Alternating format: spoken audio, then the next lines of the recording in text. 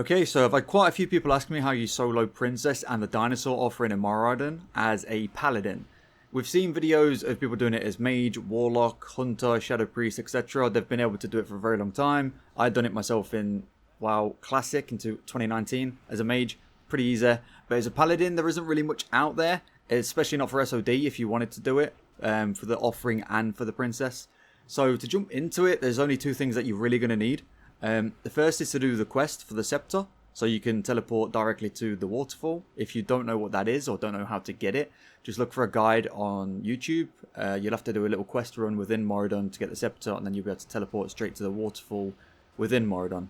The second is Skull of Impending Doom. It's a quest that gives you an item that goes in your offhand that increases your movement speed for 10 seconds by 60%. Now, you can potentially do this without Skull of Impending Doom, but it's kind of RNG depending on where the patrols are, so I would definitely recommend getting it, and then you can guarantee that you don't really have a problem. You might still have to reset once or twice if you get dazed, but you 100%... I have never failed to get to Princess with having Skull of Impending Doom, so I'd recommend picking that up. Okay, so if we take a look at the talents here, we actually go 30 points into Holy and 11 points into Protection. We get 5 out of 5 Divine Strength, 5 out of 5 Spiritual Focus. This one is very important. This is what you're going to be needing to be able to cast your spells without pushback. We go 4 out of 5 with Improved Seal of Righteousness for extra damage. We get Consecration, we pick that up. We also go 3 out of 3 for Healing Light for bigger heals. We go 5 out of 5 for Illumination to get our mana back when we crit. We get Divine Favor, so we can get one big crit every 2 minutes. We go 1 out of 3 in Lasting Judgment. Now, this one is up to you. I found if you don't have a talent point in here, your Wisdom often falls off, and you'll see later in the run why that is. 5 out of 5 Holy Power to get 5 extra critical strike chance, which is very important for this. The healing that you're going to be doing, you want it to crit as much as possible. And then over in the Protection tree, you take 5 out of 5 Redoubt or 5 out of 5 Devotion Aura. Honestly, it doesn't really matter. And then I would go 5 out of 5 in Toughness for the armor, and I would pick up Blessing of Kings as well.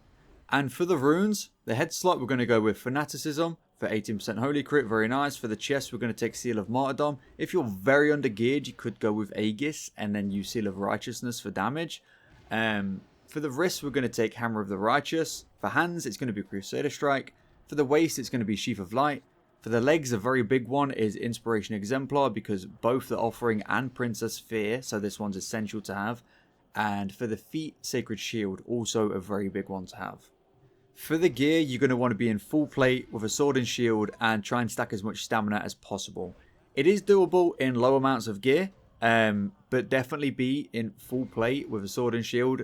If you are low geared, be as tanky as you can. Stack as much stamina as you can. If you have good gear, you can start to divert from some of the stamina and maybe get some strength pieces or some damage pieces in there. But typically, the more health you have, the more stable you will be, because Princess and the Dinosaur both can hurt. So now, assuming you have the Scepter, assuming that you've got Skull of Impending Doom, your talents are set, and your gear is there, we're going to jump into the run. So we're going to start here at the Waterfall. If you have Herb and Mining, you can pick up some Mithril Veins here, and also some herbs, some Blindweed, that kind of thing. But you're going to want to run through the middle, dodge all these Hydras. To be honest with you, it's not the biggest problem if you do pull any of these. Just make sure that you don't take too much damage or you get dazed. But if you do, just carry on as normal. I'll show you a reset spot in a second. So you're going to jump over this little plant here. Jump over the wall. Sometimes you pull these, sometimes you don't. If you jump over the wall, you typically don't pull them. But if you do, don't worry. Just try not to get dazed.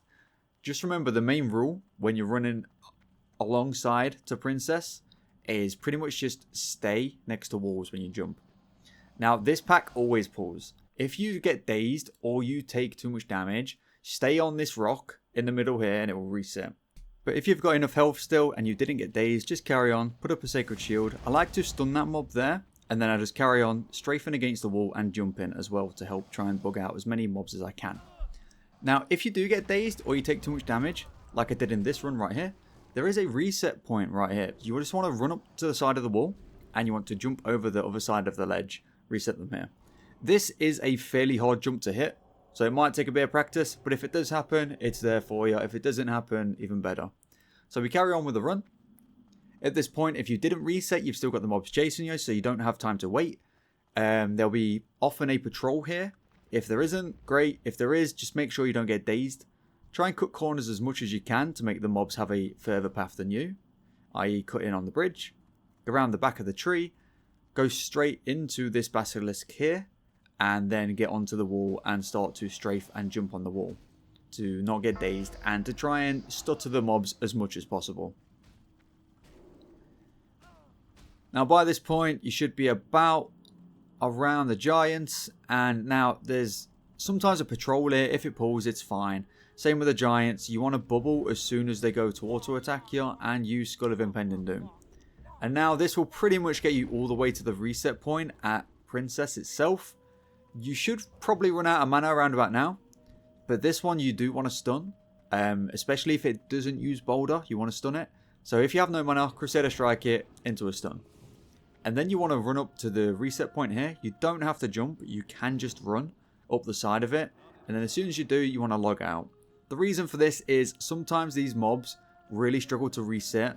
Whereas if you log out and you log back in, they just reset instantly. So just have it as common practice. Start logging out. If they reset while you are logging out, just cancel your log out. Even better. But just always log out as a common practice. Once you're logged out, log back in, and it's taken about 2 minutes 30 to get to this point. So now you just want to heal up, get full mana, get ready with your buffs, and get ready to pull. One thing to note that I will do here is I start the fight with automatic crowd pummeler. Now I wouldn't typically recommend it if you are new to this or you haven't done it that much yet. I would only recommend trying to squeeze out more damage after you've done it a few times, just so you get a feel of how much damage you can do. But when you're ready to pull, put on your buffs, Sacred Shield and Inspiration Exemplar. You want to put a Wisdom on the boss. Because you got a talent point that increases it by 10 seconds, it should never fall off, unless if you get really unlucky with not being able to hit the boss for 20 seconds. You want to kite her back towards this stone. Now this stone is how we're going to do the entire fight, basically. So every time, you're going to want to get her onto a corner of a pillar. Then when you're on the corner of the pillar, every time she does a dust field, you can just go around the corner to LOS it. While during the fight, you also always want to have a flash of light up, because if you get a crit, you'll get a healing over time effect with Sheath of Light. If you don't get a crit, you still get a healing over time effect anyway with Flash of Light for having Sacred Shield.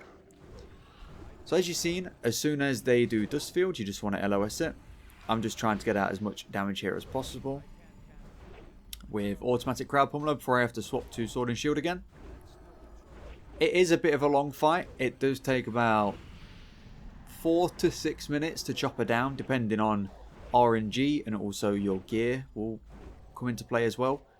But just remember, it's pretty simple, especially if you're new though. Always keep yourself more topped up than what you can see in this video. Because if you're not familiar with her damage ranges or you don't have enough gear, you definitely can get one shot by Thrash. But the first few times you might die until you get the hang of it.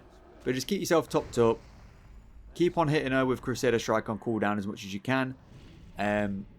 Seal of Righteous, not Seal of Righteous, Hammer of the Righteous, use that as much as possible, because that is a lot of damage. So you pretty much want to be using that off cooldown as well. I would honestly recommend, sometimes you'll see throughout this fight as well, Divine Favor, the spell that gives you 100% crit chance on your next healing ability.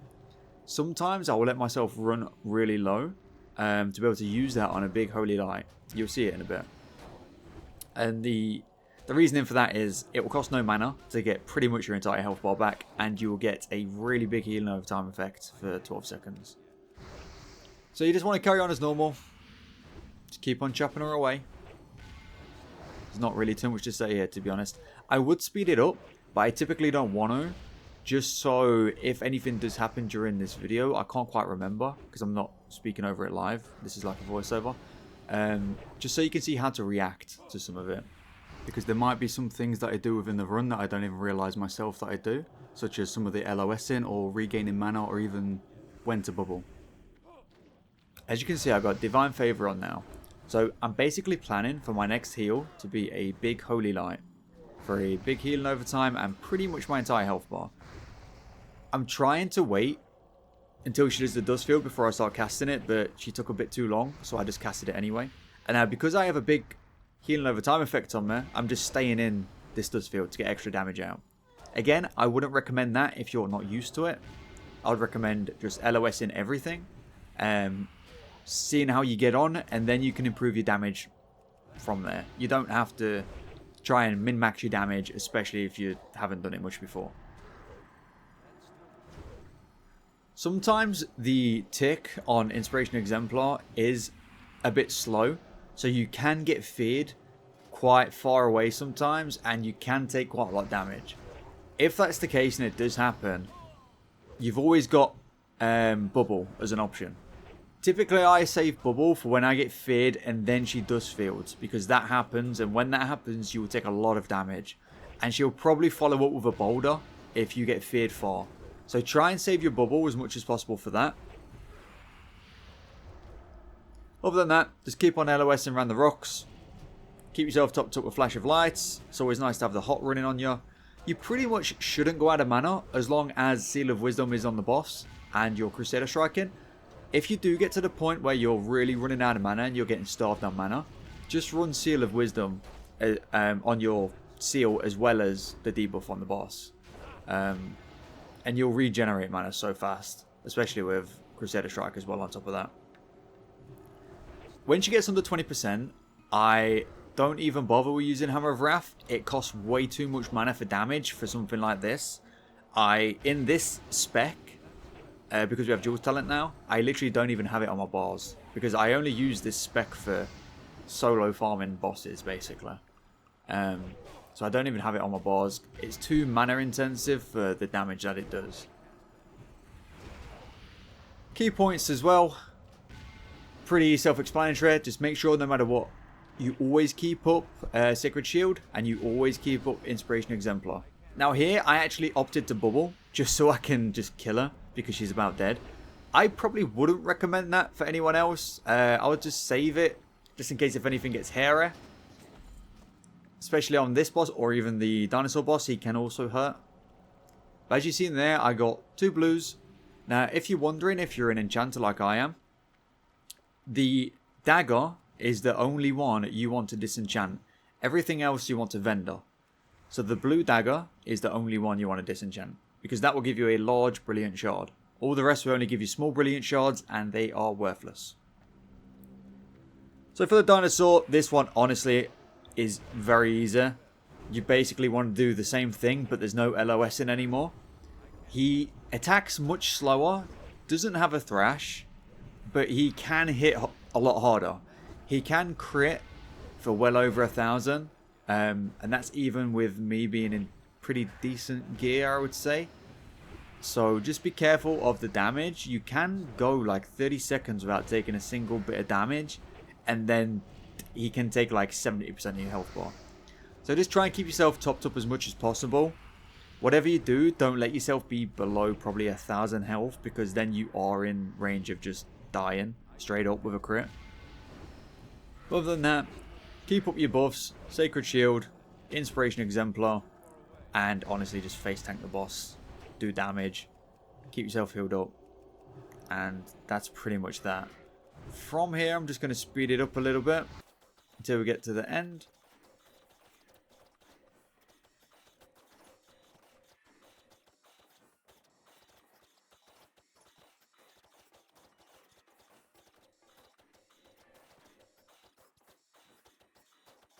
Okay, now we're at the end. We've killed the boss. We've got a wild offering, and now all you want to do is run to the center of the arena, go underneath where the centaur is, and log out. And then when you log back in, you will be at the entrance of the purple side. So it took about 13 minutes just over to do this run. And then from here, you can run out of the instance, and you can go towards the portal and reset in between. Open a new portal, get back in the instance, and do another run. So with that, honestly, it's actually not that hard to do it. Obviously, having good gear makes it a lot easier. But if you have something like the PvP set, or if you don't have PvP rank, go with the Emerald Warden set. It's pretty much just as good, especially for something like this. Has a lot of stamina on it, and you'll be able to do it. So the reasons you really want to do this is you can get up to like 5 an hour on your own. You can solo farm the offerings while making a bit of gold at the same time, especially if you have herbing, mining, or enchanting. Enchanting probably the bigger one of them, because you can disenchant the blue, the dagger from Princess. Large Brilliant Shards on my server at the minute are going for anywhere between 15 and 18 gold each, so that can be decent. I also have another run that I'm going to upload, which is Princess plus Tinkerer in roughly the same time. It doesn't include the offering, but it's roughly about 13 minutes to do Princess and Tinkerer, and that way you can potentially get 2 Large Brilliant Shards per run. But I'll do that in a separate video because this one's probably already too long. So if it helped you, just let us know, or if you need to know anything, just let us know in the comments and I'll reply to you. If you want to know what weak auras I'm using or any add-ons or anything like that, because I do have some custom weak auras, just very simple ones to remind me for the buffs, let me know and I'll help you out. But other than that, I hope you enjoyed, and if you have any other bosses you want me to try and solo, just let me know and I'll try and take them on.